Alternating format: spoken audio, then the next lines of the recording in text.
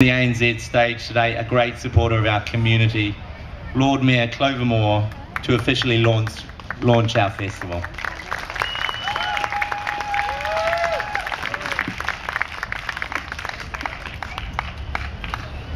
Thanks Nick, and hello everyone, and happy hot Mardi Gras. I would like to acknowledge the Gadigal people of the Eora Nation, the traditional custodians of our land. It's great to be here to launch the 32nd, well, to celebrate with you the launch of the 32nd Mardi Gras, because we really launched it at Town Hall this week. And it's my own 24th year of involvement with this great event. So I've got to say it was a really shocking, it was a shocking thing to do for an elected representative all those years ago. Mind you, it still shocks some people still. This year's theme, Mardi Gras History of the World, reminds us that gays and lesbians have always been part of the world's great diversity. They've been part of history, and in many cases they've made history.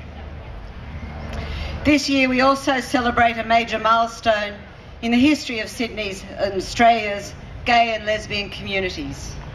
40 years ago, in July 1970, John Ware and Christabel Pole decided to form an openly homosexual group, Campaign Against Moral Persecution, or CAMP for short.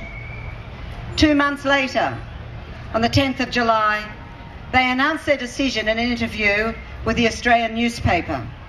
It was the first time a lesbian and gay man voluntarily came out publicly in Australia.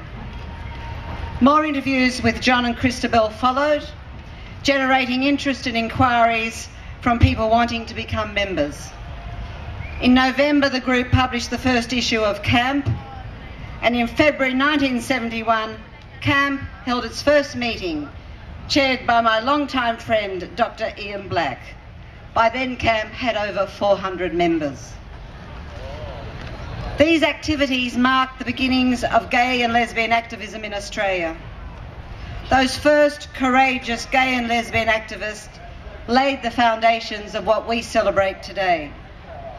The achievements of the GLBT communities over the past 40 years, law reform, same-sex relationship recognition, increased community respect, and acceptance of fabulous events like Mardi Gras, all stem from those initial tentative steps taken by courageous people 40 years ago. I'm proud that the city is working with the GLBT community to celebrate this important anniversary. Council has approved a grant of $17,000 in cash and kind to help the Pride History Group organise activities to mark the formation of CAMP. In September, an artwork at Taylor Square will also mark this important anniversary. But its important history is still being made. On Friday, I raised the rainbow flag at Town Hall to mark the beginning of the Sydney Gay and Lesbian Mardi Gras Festival.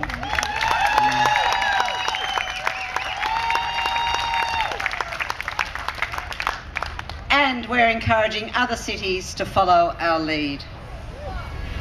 Much history still needs to be made. Adoption law reform, full relationship equality, the end of ignorance, prejudice and intolerance.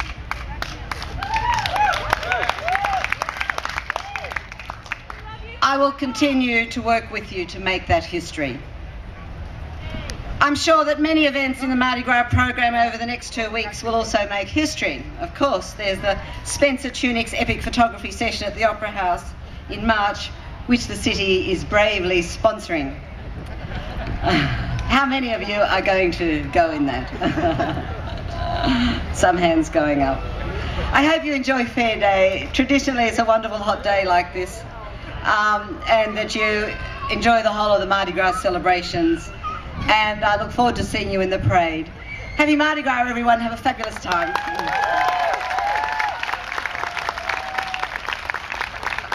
And thank you, Clover.